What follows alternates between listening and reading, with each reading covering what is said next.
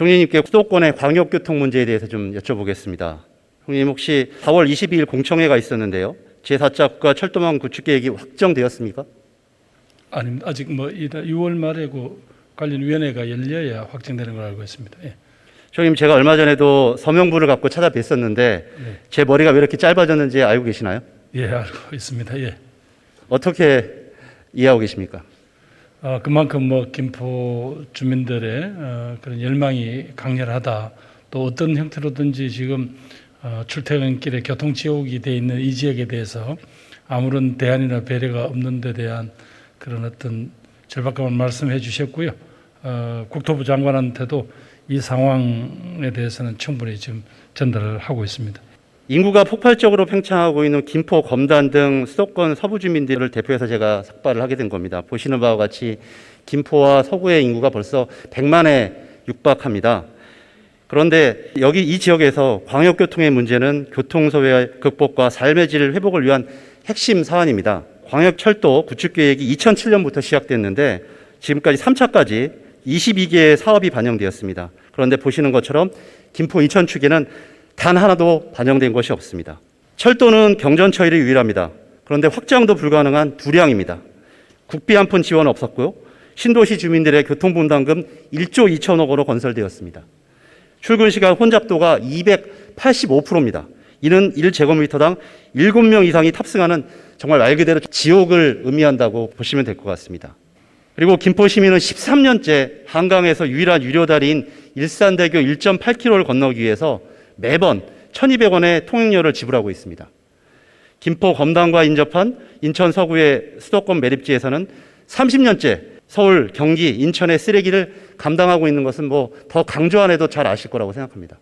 이와 같이 열악한 현실에도 불구하고 지난 4월 발표된 철도망 계획 초안에는 이미 3차례나 약속했던 서울 5호선 연장 노선은 사라졌습니다. 그리고 GTX D 노선은 경기도, 인천, 서울 강동구 분석에서 저렇게 모두 경제성이 있는 것으로 분석됐지만 반쪽도 되지 않는 그런 모습으로 나타났고요. 수도권의 동서축을 연결해서 광역 급행 철도를 완성해야 된다는 취지도 온데간데 없이 사라진 것입니다. 총리님, 이번 국가철도망 계획 초안에 대한 서부권 주민들의 실망감과 박탈감 이해하시겠죠? 예. 그런데도 주민들의 광역교통망 요구가 집값 문제로 폄훼당한 일이 발생하고 있습니다.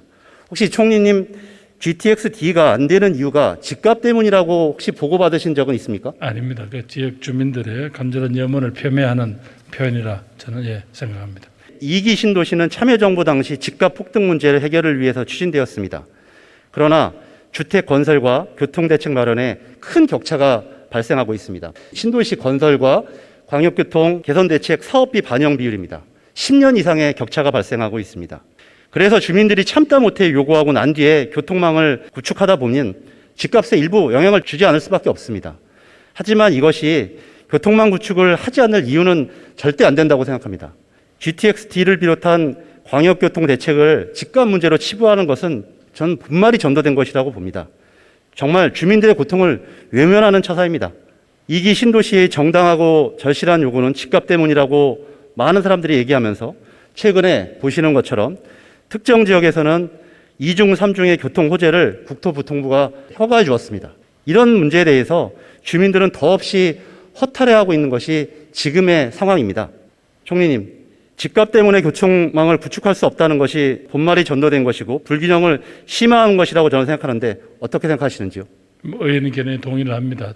부동산 문제는 우리가 다른 정책적인 수단이나 이런 걸 동원해서 해결해야 될 문제고요. 또 이것도 좀 언론에 너무 과장된 보도라고 생각합니다. 사실은 우리 모두 다가 빠져나올 수 없는 어떤 구렁텅이로 빠지는 이런 선동을 왜 하는지 모르겠습니다.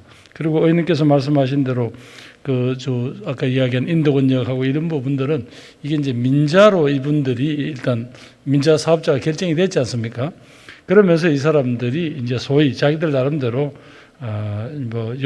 효율을 높이기 위해서 검토한다고 한 모양인데 이것이 바로 이렇게 불에 기름을 붓는 그런 꼴이 된 문제에 대해서는 오히려 우리가 달리 보아야 되고요. 이걸 김포 주민들의 어떤 간절한 소망하고 연결하기는 적절치 못하다고 생각합니다. PPT 하나 같이 보겠습니다. 통근 시간에 따른 행복 지수의 하락을 기회비용으로 환산한 것입니다. 경기도 같은 경우는 1분당 통근 기회비용이 1만 9천 원입니다. 이에 평균 서울 통근 시간이 65분 정도 되는데요. 이거를 적용하면 월 평균 130만 원, 서울 시민의 5배에 달합니다. 총리님, 이런 상황에서 영끌을 해서라도 서울에 살고 싶은 것이 당연하지 않겠습니까? 서울 집값 안정을 위해서라도 통근 격차를 완화해야 된다고 생각하는데 어떻게 생각하시는지요?